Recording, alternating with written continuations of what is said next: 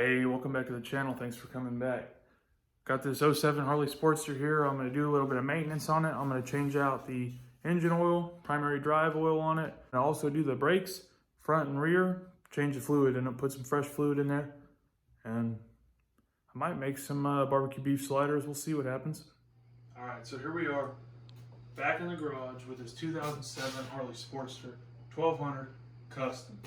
And a gentleman who walks the neighborhood gave me this Condor stand. He's got an electric glide and his wife's got a street glide.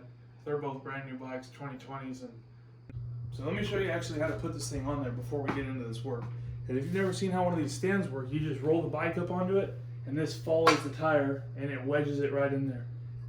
And there's a bunch of adjustments, like if you got a different tire that's not like a 20, this is a 21 inch. So it'll fit it right how it's set up. Got it set up for a 21 inch. You can adjust it to fit smaller tires and bigger tires, but let me show you how you just push it right on in there and it'll lock into place.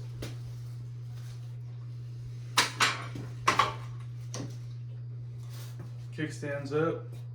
That's it right there. Pretty stable. Not a bad deal when you're working on your bike. So now that I got this bike on that stand, we're going to go ahead and jump into it. I'm going to change the engine oil, primary drive oil, front brake, and I'm going to change the rear brake fluid as well. So I'm down here on the ground, but I'll show you guys where the oil drain is for an '07 Harley Sportster. So right here, you got your primary drive is this whole section right here. It's primary cover. It's your clutch cover. I think people actually call them derby covers. Really don't, like I said, I don't know all the Harley terms, but I rode a lot of dirt bikes and this is just like your side case and this would be your clutch cover on a dirt bike. So yeah, right down here on the actual primary drive, kick that out. Right here is the drain for the primary drive, and right there is the adjuster for the primary drive chain. And once I pop this oil fill off, you can see the chain, and if it's too loose or too tight, you can see it right there, so you can do your adjustments on it. And down here, Justin, if you want to bring that down, can you see this little rubber piece right? It's plastic, hard plastic, and a hose clamp. So that's the oil drain for this bike actually. Comes through the motor right here. It's about a passageway. That's where the old hose had a hole in it, was right inside that at the top. That's why this is all coated with oil. I need to get a real good bath done to this thing. But you just take that hose clamp off, pop this out, drains the oil.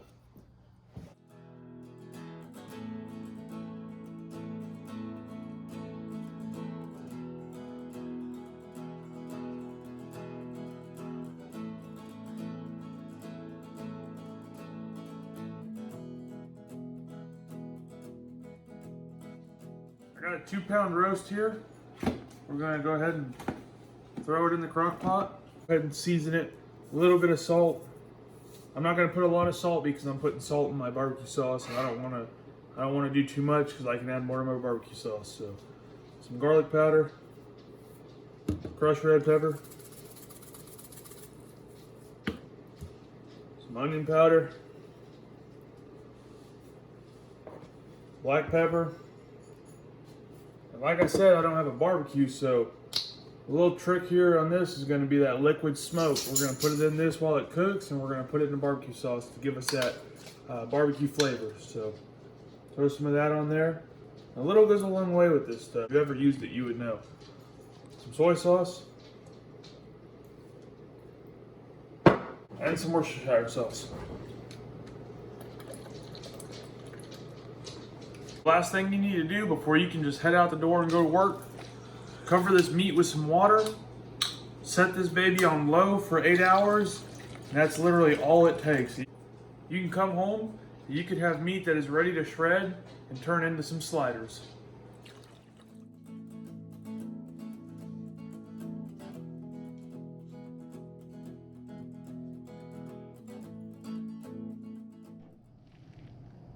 Alright, so I've been letting this drip drain here. Primary's drained and the oil's drained. It's just slowly dripping. I'm going to put these plugs back in. Make sure you replace your O-ring on the primary drain. And there's no O-ring on the engine oil drain just because it goes to that tank and it's a hose and it literally just plugs it with a hose clamp. Oh yeah, there you go. Tank, plug, and a hose clamp on it. So no O-ring there.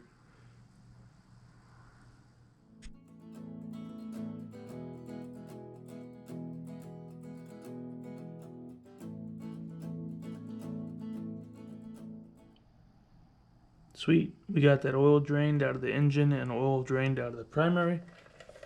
Gonna go ahead and refill the primary here with some gear oil from Harley Davidson for primary or transmission. So we're gonna go ahead and put that whole quart in there because that's what it calls for. And this is where you fill it up through.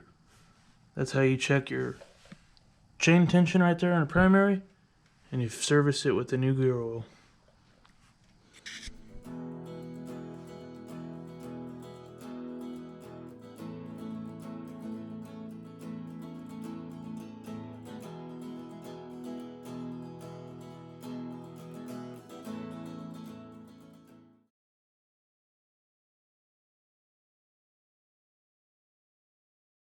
Alright, now I've said it once and I'll say it again. So when you're putting these spin-on filters on, all it takes now is just hand tight and a little oomph to snug it all the way down.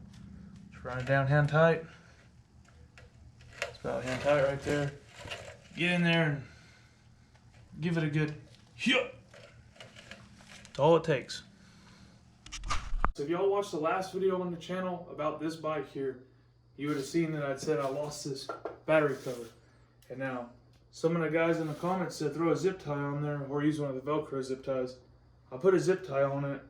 I want to get one of the Velcro ones, that way if I'm ever like driving it or something, I need to get in there for some reason, change a fuse or get in there to change a battery, jumpstart the battery, whatever the case may be, I don't have to find some cutters and cut this zip tie. I can just undo the Velcro and pull it right back off. So I just threw the seat back on, topped it off with oil, and I realized that I left the GoPro was on my improvised stand there, some degreaser. But you didn't get to see me fill it up, but I got her filled up there with some synthetic oil, and I'm gonna fire it up.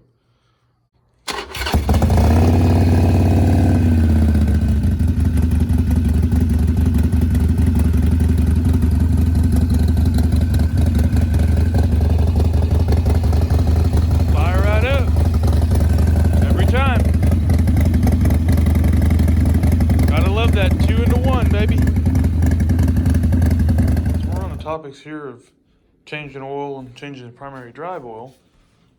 I picked up some transmission fluid here for this 2002 Chevrolet 2500 Silverado with the Duramax in it. And I'm gonna go ahead and change the transmission fluid on it. And now Allison, they recommend that you just change the external filter here. It's got an external filter that they recommend you change, and change the fluid. They don't recommend you drop the pan and change the internal filter, because that's for as if the transmission was to go into like a failure mode.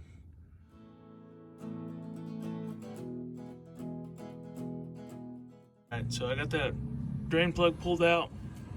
Now that oil is pretty dark compared to fresh ATF, but let's go ahead and drain that. I already did get this up to operating temp just before I drained it, so all them fluids would be nice and what do you call it, warm. Everything kind of stirred up in there, that way it'll drain out. So while that's draining, I'm going to see if I can't scoot this over and pop that spin-on filter off too, and pop that off as well.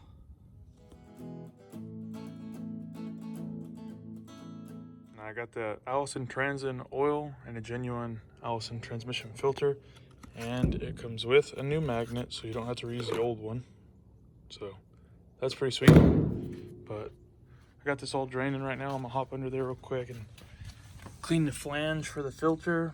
I'm gonna clean up the flange where that bolt goes back in for the drain plug, clean off the drain plug, throw it back in, and then I'm gonna put a little bit of oil in that filter, pre-fill it, and then put it all back together.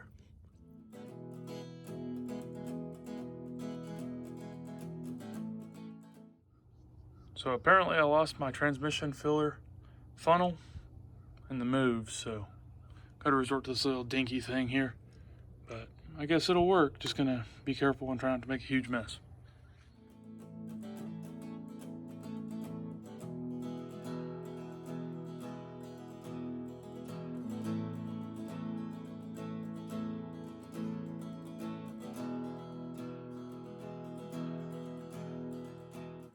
Alright, so this roast has been here for a little bit over 8 hours. Just got home from work. Like I said, this is like a great thing to do, like especially if you work like a full-time job. So you just go ahead and get this roast out. Should be fairly tender because it's like I said, it was in there for 8 hours. But I'm gonna use 2 forks here. You can just pull it all apart. It'll come apart pretty easy.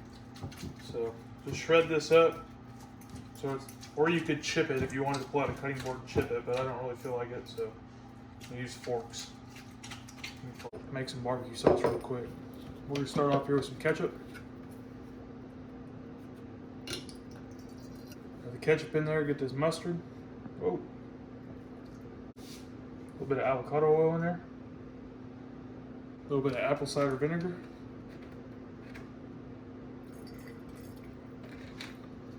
Some Worcestershire sauce. A little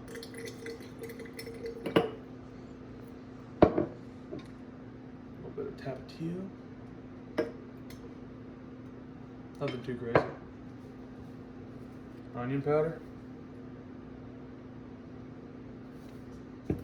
Black pepper. Garlic powder, some salt,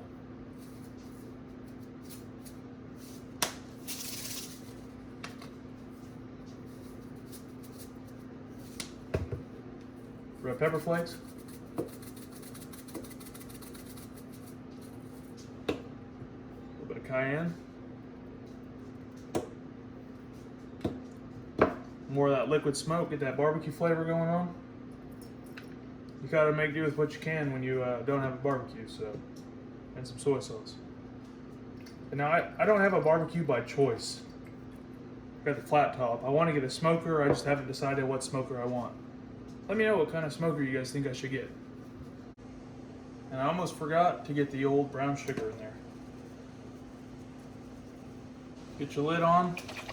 Go ahead and mix that on up. See what it tastes like. That's good stuff right there. So if you don't know, this is your rear brake reservoir. And here's your rear brake caliper. And this is your bleeder. Here is a dust cap on it. I'm popping it off right now. Maybe. Ooh, look at that. That thing probably never been off. But you drag this thing off. There you go. And then you got your bleeder. If you know what brake fluid looks like, it should not look like that. So that's from the rear brake caliper.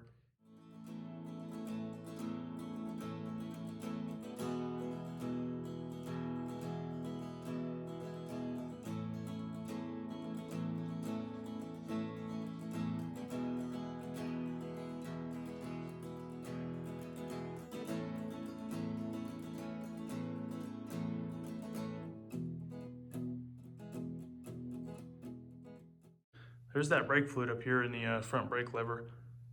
Oh, brake reservoir, I guess. But that's how dirty that stuff is, man. It looks identical to what I showed you guys out of this bottle right here. That's a little cloudy because there was actually water in this when I dumped it in there.